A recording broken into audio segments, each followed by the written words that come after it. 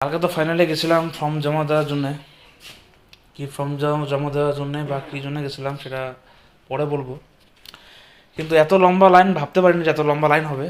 তো দেখা যাক আদৌ কি হয় না হয়, সবটাই শেয়ার করবো। কিন্তু এখনও পর্যন্ত তো ব্যাংকের এখনও টাকা ঢুকিনি, জমা দেওয়া দরকার জমা দিয়ে দিলাম।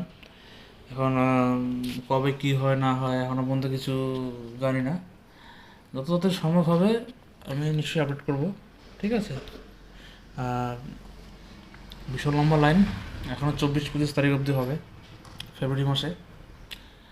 তো কী হবে ঠিক বলতে পারছি না, কিন্তু দেখা যাক। আর পর্যন্ত ব্যাংকের অ্যাকাউন্টে টাকা ঢুকেনি,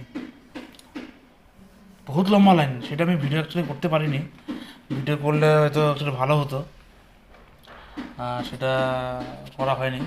সবে দেখা যাক কত কী হয়। ঢুকে তাহলেই বলা যাবে যে হ্যাঁ সত্যি ভালো। নাহলে অ্যাকচুয়ালি অনেকজন 2-3 বার ধরে ফর্ম জমা দিচ্ছে, কিন্তু কোনো ফলাফল স্বরূপ কিছু হয়নি।